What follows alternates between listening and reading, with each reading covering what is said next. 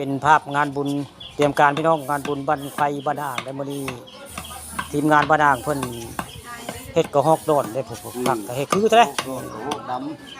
มีให้ตัวดำตัวโดดได้คือแท้นี่งานบุญบั้งไฟพี่น้องวันที่9เด้อบุญบั้งไฟแต่มื้อนี้เพิ่นประดับประดาได้สร้างเพิ่นโอ้โหศิลปะได้คืออยู่เด้ ตกแต่งมื้อนี้ ตกแต่งนี่ กาแฟ กระหอกพี่น้องงานบุญบั้งไฟบ้านอ่างตำบลนาตาลวันที่9เด้อมีมวยเพิ่นได้ผู้ยืนโลกได้สงดน้อยแลมาผ้าซกกับอบตยุ่นได้พี่น้องเด้อคุณเข้า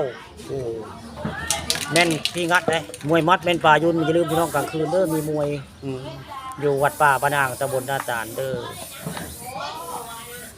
แล้วก็มีหมอลี่ได้ตีกับหมอแหลมหมดน่ะ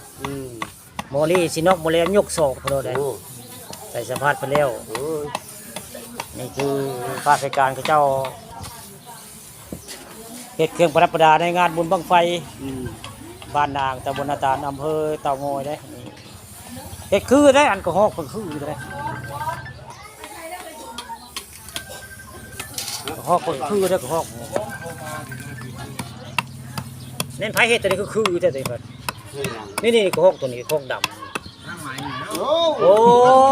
สร้างไม้ดีบ่โอ้สร้างไม้นี่เป็นผู้เฮ็ดเนาะรวมพี่แล้ว โอ้อันนี้กำลังพันเนาะพอหินกำลังพันนี่ก็ได้คือแล้วยังบ่แล้วก็คือแล้ว กำลังมาเดี๋ยวนี้ยังบ่แล้วก็จึงคือเนาะก็ฮอกเนาะน้องตื่นเลยจังมาโอ้คือเนาะหินเนาะฝีมือผู้นี่เด้อเบิ่งขอสร้างแกะสลักอันนี้คือแท้เนาะ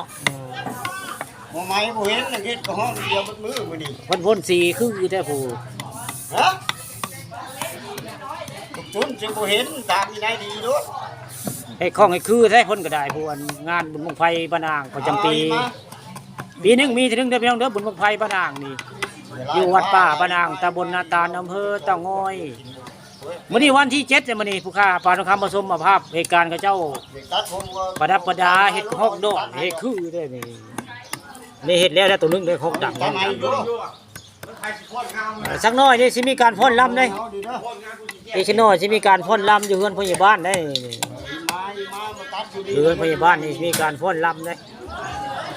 ให้ตัดเป็นเบิดได้อยู่นี่ฮะสักน้อยนี่ล่ะสิมีการพ่นลำตอนนี้กำลังประดับประดากระห้องโดดได้นี่งานบุญบั้งไฟประจำปีบ้านอ่างได้เฮือนพยาอ้วนบ่ได้เนี่ยประดับประดาเตรียมพร้อมไว้มือฮื้อพี่น้องวันที่9ได้ว้าวภาคประชาอากาศได้พี่น้องเด้อไปอยากมาร่วมบุญสุนทานเรื่องบุญบั้งไฟมีการจกฉลากคนใดมาจกฉลากในงานบุญเด้อพี่น้องเด้อบ้านใดก็มีซอยดาวได้มาร่ว